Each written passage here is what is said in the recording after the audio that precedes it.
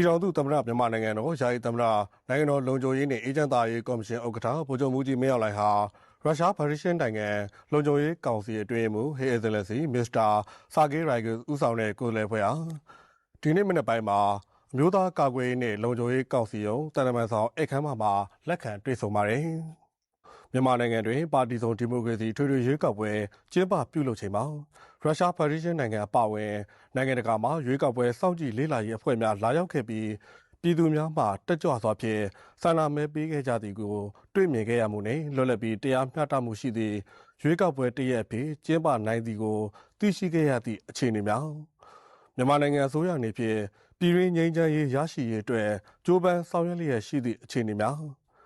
ရုရှားဖက်ဒရေးရှင်းနိုင်ငံတွင်ကျင်းပပြုလုပ်ခဲ့သည့်1941-1945မဟာမျိုးရှိစစ်ပွဲကြီးအောင်ပွဲနှစ်80ပြည့်အထိမ်းအမှတ်စေးပြအခမ်းအနားမှာမြန်မာတပ်မတော်မှပါဝင်ချီတက်ခဲ့မှုအပေါ်ရုရှားနိုင်ငံမှအမြဲအမှတ်ရနေမည်ဖြစ်ပြီးဖက်စစ်တော်လှန်ရေးနှင့်ပတ်သက်၍တူညီသောတမိုင်းကြောင်းများရှိခဲ့သည့်အခြေအနေများနှစ်နိုင်ငံကြား Cyber Security, Information Security တို့အပါအဝင်လုံခြုံရေးဆိုင်ရာကိစ္စရပ်များတွင်ပိုမိုပူးပေါင်းဆောင်ရွက်နိုင်မည့်အခြေအနေများမြန်မာနိုင်ငံအနေဖြင့်အွန်လိုင်းငွေကြေးလိမ်လည်မှုတိုက်ဖျက်ရေးဆိုင်ရာကိစ္စရပ်များကိုအမျိုးသားရေးတာဝန်တရက်အဖြစ်ချမှတ်၍တိုက်ဖျက်ဆောင်ရွက်လျက်ရှိသည့်အခြေအနေများနှစ်နိုင်ငံပူးပေါင်းတိုက်ဖျက်ဆောင်ရွက်သွားနိုင်မည့်အခြေအနေများစီးပွားရေးနှင့်ကုန်သွယ်ရေးကဏ္ဍလျှက်စစ်တအားထုတ်လုပ်ရေးကဏ္ဍအာကာသနည်းပညာဖွံ့ဖြိုးရေးကဏ္ဍ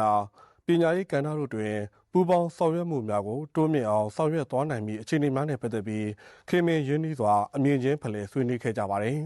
။တွေ့ဆုံပွဲအပြီးမှာနိုင်ငံတော်ယာယီသမ္မတနိုင်ငံတော်လုံခြုံရေးနှင့်အေဂျင့်သားရေးကော်မရှင်ဥက္ကဋ္ဌနှင့်ရုရှားဖက်ဒရေးရှင်းနိုင်ငံလုံခြုံရေးကောင်စီအတွင်းမှုတို့ဟာ